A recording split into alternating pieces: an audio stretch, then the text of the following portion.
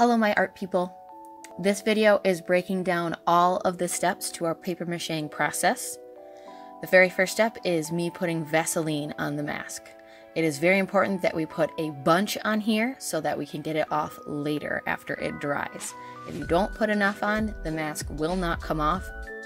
It will, but I'll have to break it. Once you get the Vaseline on, we're going to go ahead and get started with our thin strips of newsprint. If we don't have little thin strips, it makes all the steps a lot harder. You can see that I'm making decisions with mine of which ones to use and which ones to not.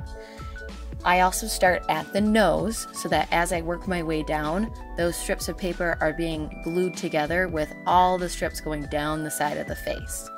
If I started at the side of the face and worked up, the strips of paper on the nose and the chin and the lips might just fall off. We do not want that to happen.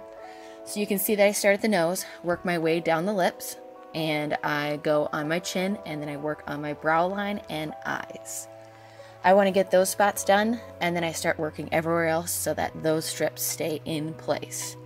You can see that I also use very thin strips on the nose and all the curved areas. As I work my way down the mask, I'm using slightly wider strips, and you can also see me actually rip strips in half as I go because I can see that they are too wide. When they're too wide, they start to crease and they start to kink onto my project. And if that starts happening, when I apply more layers on top, I'm going to have a weird bump on the face. We have to be especially careful when we get to our last layer. If we have any of those bumps sticking out, when we go to paint our face white, they won't just magically disappear. They'll stay there no matter how much white you paint on. If you see any paper being lifted up or you see any of those bumps, try to take some extra strips like I did and try to cover them up.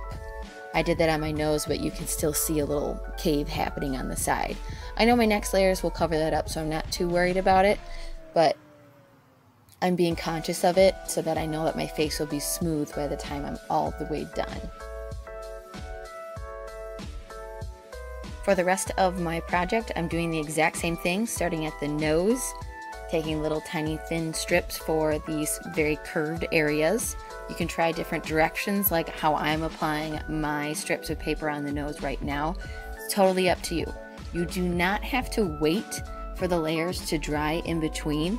And I know it's confusing with the different colors, but you just have to keep track as best you can. You can actually see some of the spots that have already dried for me because you work so long on one layer that it starts to dry by the time you work your way back to where you started.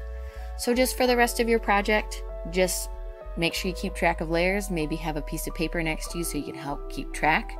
Work on those curved areas in the middle first and work your way down the sides. Make sure these strips going down the side of the face are not going onto the flat area on the sides. If they are there, don't worry about it too much. We will cut that off at the end.